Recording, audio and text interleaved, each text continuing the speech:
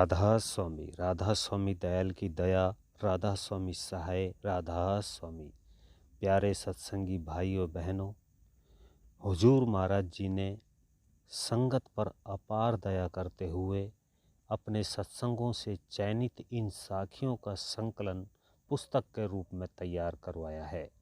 आशा है कि आध्यात्म प्रेमी इसे पढ़कर सुनकर लाभान्वित होंगे। सो किस तरह फरमाते हैं महाराज जी, सुनिए। एक राजा था, उसके कोई औलाद नहीं थी। राजा ने अनेक ज्योतिषी और पंडितों से अपने भाग्य के बारे में जानकारी ली, तो सब ने कहा कि आपके भाग्य में संतान नहीं है। राजा ने संतान प्राप्ति के लिए अनेक यज्ञ हवन पूजा पाठ करवाए, परंतु अंत में निराशा ही हाथ लगी। राजा वृद्ध अवस्था में पहुंच गया। एक दिन महल में एक देवी का भक्त आया और उसने राजा से कहा कि राजन, आपको पुत्र रत्न की प्राप्ति हो सकती है, लेकिन इसके लिए आपको देवी को प्रसन्न करना होगा। देवी की प्रसन्नता के लिए आपको किसी लड़के की बलि देनी होगी। राजा हर्ष देवी की पूजा के लिए तैयार हो गया।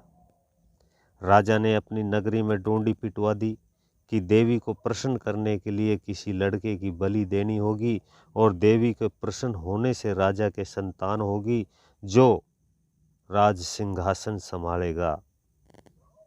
जो कोई भी अपने लड़के की बलि देने को तैयार होगा उसे मुंह मांगा इनाम दिया जाएगा। यूं तो अपनी संतान को कोई माता पिता बेचना नहीं चाहता, लेकिन एक भूख बहुत बुरी चीज होती है। एक आदमी के 5 लड़के थे, जिनमें से एक लड़का संतों साधु महात्माओं के पास में जाता था। उस आदमी ने सोचा कि मेरा ये लड़का वैसे भी निकम्मा है, इधर उधर बेकार घूमता रहता है।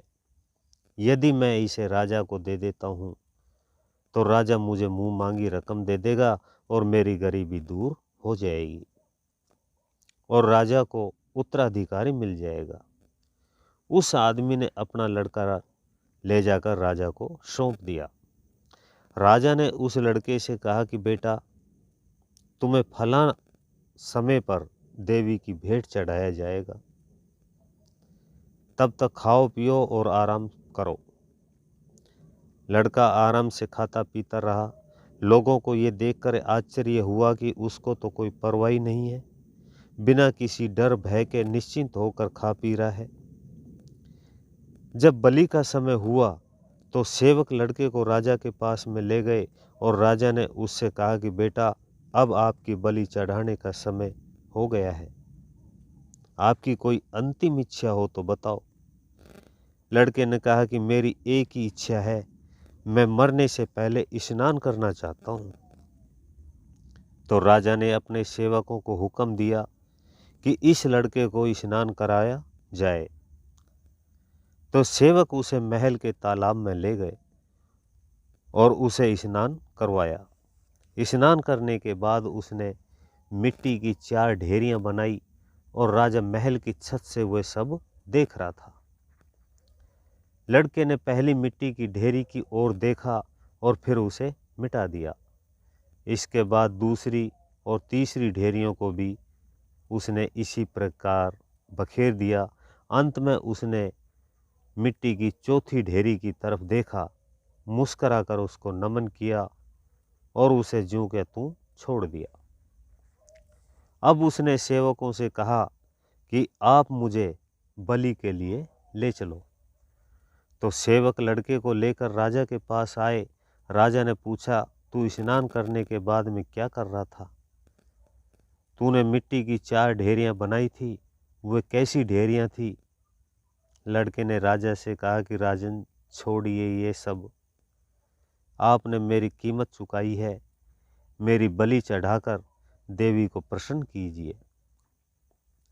राजा ने कहा कि पहले मुझे मेरे सवाल का जवाब दीजिए, उसके बाद ही तेरी भेंट देवी को चढ़ाऊंगा। लड़के ने कहा कि आप राजा हैं, मैं आपकी हुक्म को मोड़ नहीं सकता, मैंने जो मिट्टी की पहली ढेरी बनाई थी वह अपने माँ बाप की ढेरी बनाई थी।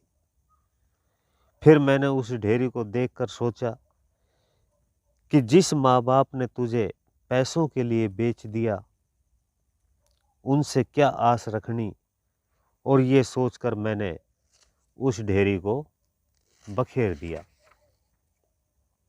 दूसरी ढेरी मैंने आपके नाम की बनाई थी। राजा प्रजा का पालक और रक्षक होता है, आपने मेरी क्या रक्षा की? आप तो स्वयं मेरी बलि चढ़ाने के लिए तैयार बैठे हो। आपसे भी मुझे कोई आशा नहीं रही, इसलिए उस ढेरी को मैंने भी देवताओं की बनाई थी, क्योंकि देवता हमें दात बख्शते हैं जिससे हमारे कार्य सिद्ध होते हैं। लेकिन फिर मैंने सोचा कि देवी देवता मुझे क्या दात बख्शेंगे जब मेरी देवी की ही भेंट चढ़ने जा रहा हूँ, इसलिए उनसे उम्मीद नहीं कर सकते। मैंने वह ढेरी भी मिटा दी। अब चौथी ढेरी मैंने परमात्मा के नाम की बनाई थी। जब मैंने उस ढेरी की ओर देखा तो मैंने सोचा कि परमात्मा सर्वव्यापक है, सर्वसमर्थ है। वह जाति, धर्म, स्त्री, पुरुष, गरीब, अमीर में कोई भेदभाव नहीं करता है।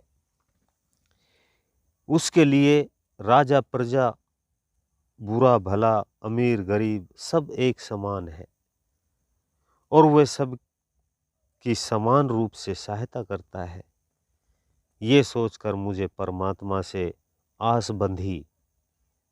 मैंने उन्हें नमन किया और उस ढेरी को ज्यों का त्यों छोड़ दिया। अब राजा ने सोचा कि इस लड़के के जैसा ज्ञान तो मेरे विद्वान सलाहकार और मंत्रियों के पास में भी नहीं है। इसने तो मेरी आंखें खोल दी।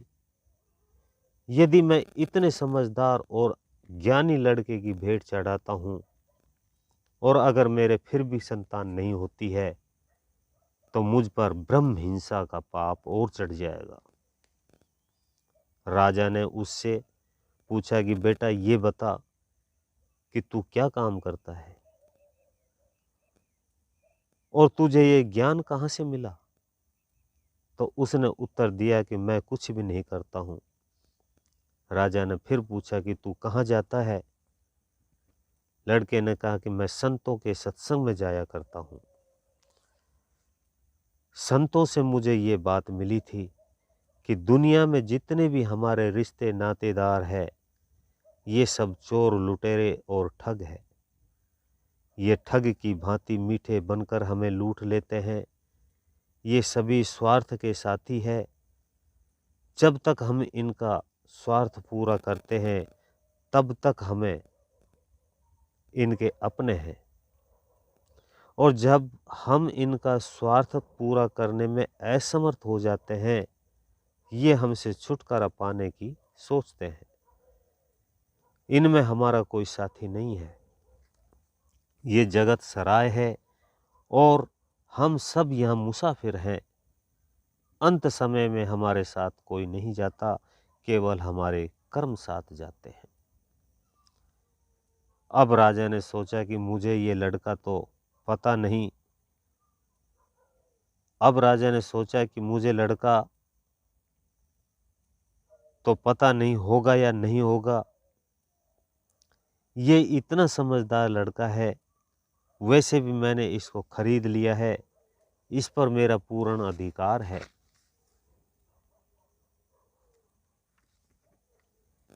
क्यों न मैं इसे ही अपना लड़का बना लूं। ये सोचकर राजा ने उसे तिलक लगाकर अपना राजकुमार घोषित कर दिया और फिर उसे राजगद्दी सौंप दी। संतों का संग करने से हमारी इच्छा शक्ति दृढ़ होती है, हृदय में पवित्रता और विशालता आती है, जिससे हमारी दृष्टि ऊंची होती है और हम रूहानियत के ऊंचे दर्जों की ओर आकर्षित होते हैं। इसलिए उनके संग में हमें शारीरिक, मानसिक ही नहीं अपितु आत्मिक लाभ प्राप्त होता है। संतों के वचनों में ये ताकत होती है कि उनके वचनों की अनुपालना करके इंसान संसारिक दुखों से ही नहीं बल्कि जन्म मरण रूपी महादुख या भवबंधन से सदा के लिए मुक्त हो सकता है। सभी सत्संगी भाई बहनों को राधा स्वामी।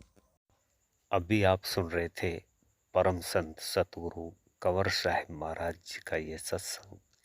ऐसे ही और सुनने के लिए वीडियो को लाइक करें, चैनल को सब्सक्राइब करें, ज़्यादा से ज़्यादा शेयर करें। सभी सत्संगी भाई बहनों को राधा स्वामी जी।